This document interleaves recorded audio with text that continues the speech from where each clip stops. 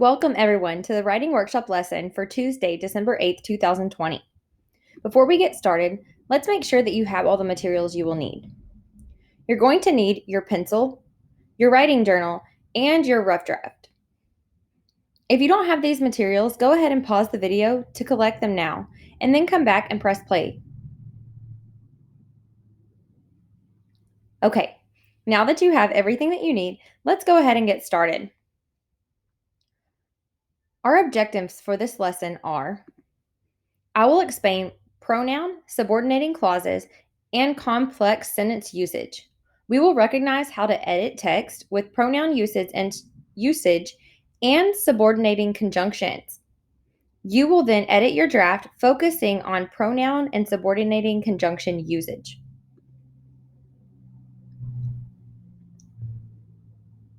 A pronoun is a word that stands for a noun. Some examples of pronouns are I, her, them, you, your, it, itself. Pronouns help readers to keep track of the people and things they name. Pronouns can also be very useful for reducing wordiness, but problems can arise when it's not clear what a pronoun is referring to. Take a look at this sentence. Jim and his dad will take a walk when he gets home. Who's not home yet? Is it Jim or his dad? How can we revise this sentence to clarify this? Think about that for a second and jot down your answer in your writing journal.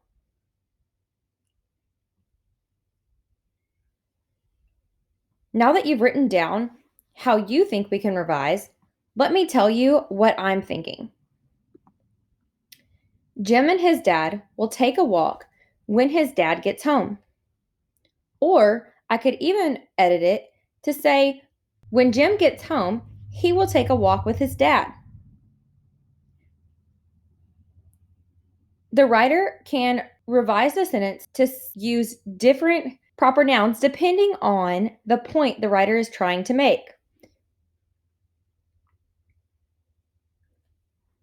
Let's review some examples of editing drafts for pronoun usage.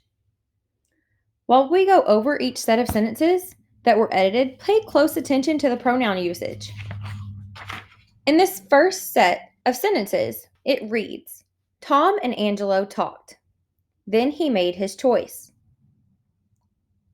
After Tom and Angelo talked, Angelo made his choice. Why is the second sentence clearer than the first? Well, the second sentence explains who was making the choice.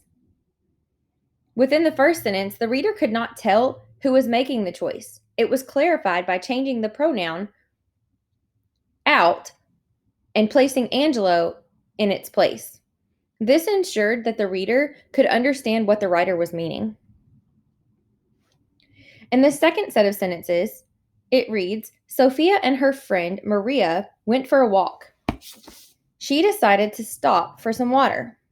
Well, we don't really know who decided to stop for some water. In the second sentence, it states, Sophia decided to stop for some water while she walked with her friend Maria.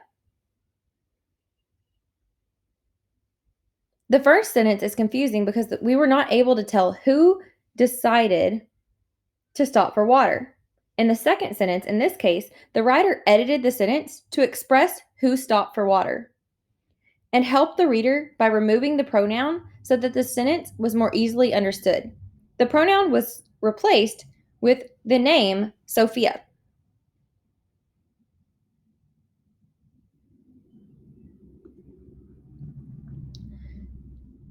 There is some more information that I want to talk to you about before you edit your draft.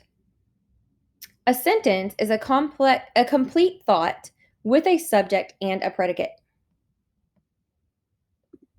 A simple sentence can also be called a clause. However, a complex sentence is a sentence with one main clause and a subordinate clause, which is not a complete thought. A subordinate clause is a clause that is not a sentence on its own. A subordinate clause is introduced by a subordinating conjunction.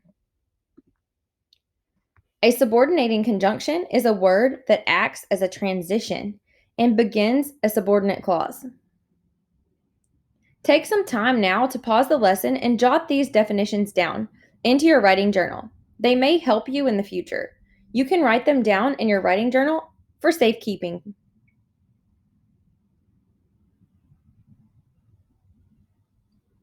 Okay, now that you're back, let's look at the following subordinating conjunctions. These are examples of subordinating conjunctions. Although, because, even if, so that, until, when. These are examples of the types of subordinating conjunctions a writer may use to create a complex sentence and add a subordinate clause to a regular sentence in order to create a complex sentence.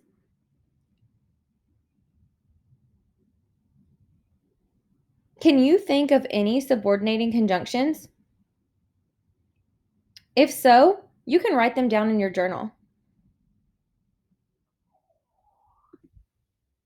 Let's look at this sentence. Kelly wants to read this book. It's written by her favorite author. I'm going to combine these ideas into a complex sentence. I could write, Kelly wants to read this book because it's written by her favorite author. The word because is the subordinating conjunction I used to combine this clause in this sentence. I can also reverse the order of the clauses. Because this book is written by Kelly's favorite author, she wants to read it. Subordinating conjunctions can help show readers how ideas are related. Complex sentences also make writing more interesting and varied. Let's take a look at the display and engage we looked at earlier, but let's focus in on this third set of sentences.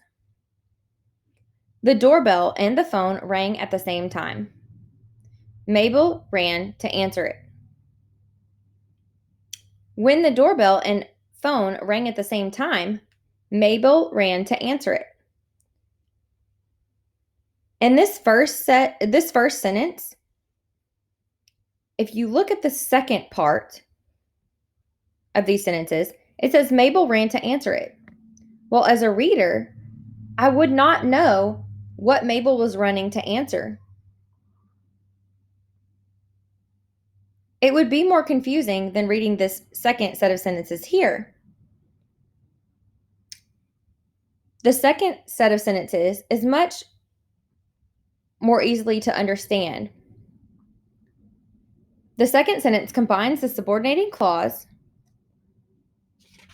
and the full second sentence into a complex sentence versus having it stand alone.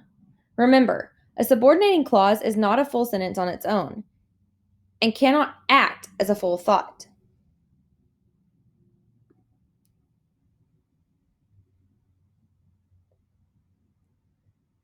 Now it's your turn.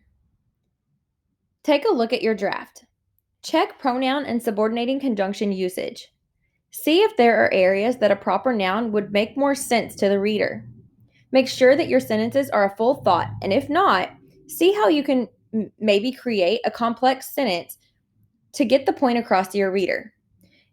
And make your writing more interesting using subordinating conjunctions and clauses. After editing, turn your draft into your teacher through Google Classroom.